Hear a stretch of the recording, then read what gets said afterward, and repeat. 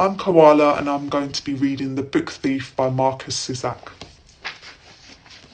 She said it out loud, the words distributed into a room that was full of cold air and books. Books everywhere. Each wall was armed with overcrowded yet immaculate shelving. It was barely possible to see the paintwork. There were all different styles and sizes of lettering on the spines of the black, the red, the grey, the every-coloured books. It was one of the most beautiful things that Liesl Memminger had ever seen. With wonder, she smiled that such a room existed.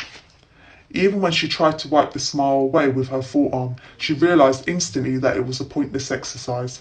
She could feel the eyes of the women travelling her body, and when she looked at her, they had rested on her face.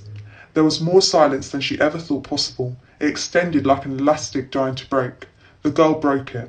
Can I? The two words stood amongst acres and acres of vacant wooden floored land. The books were miles away. The woman nodded. Yes, you can. I really like this book because Marcus really displays the emotions of the characters well, and it is one of the first books that got me into reading again.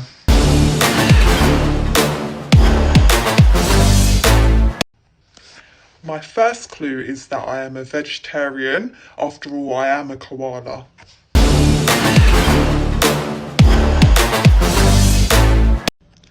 My second clue is that I have naturally curly hair.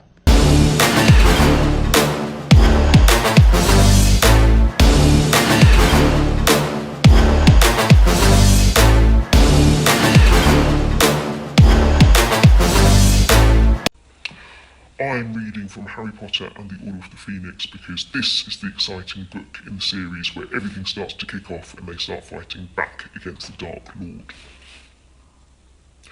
She pinned the piece of parchment with all their signatures on it to the wall and wrote across the top in large letters, Dumbledore's Army. Right, said Harry. When she had sat down again, shall we get practicing then? I was thinking the first thing we should do is Expelliarmus, you know, the disarming charm. I know it's pretty basic, but I found it really useful. Oh please, said Zachariah Smith, rolling his eyes and folding his arms. I don't think Expelliarmus is exactly going to help us against you-know-who, do you? I used it against him, said Harry quietly. It saved my life in June. Smith opened his mouth stupidly. The rest of the room was very quiet. But if you think it's beneath you, you can leave, Harry said. Smith did not move, nor did anybody else. Okay, said Harry, his mouth slightly drier than usual with all these eyes upon him. I reckon we should all divide into pairs and practice. It felt very odd to be issuing instructions, but not nearly as odd as seeing them followed. Everybody got to their feet at once and divided up. Predictably, Neville was left partnerless. You can practice with me, Harry told him. Right, on the count of 3 then. 1, 2, 3! The room was suddenly full of shouts of Expelliarmus! Wands flew in all directions, missed spells, hit books and shelves, and sent them flying into the air.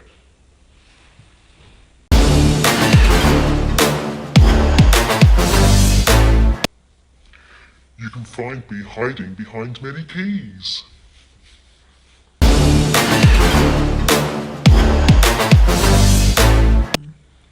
My favourite time of the week is when I get to see you all in Bosco Hall before period 1.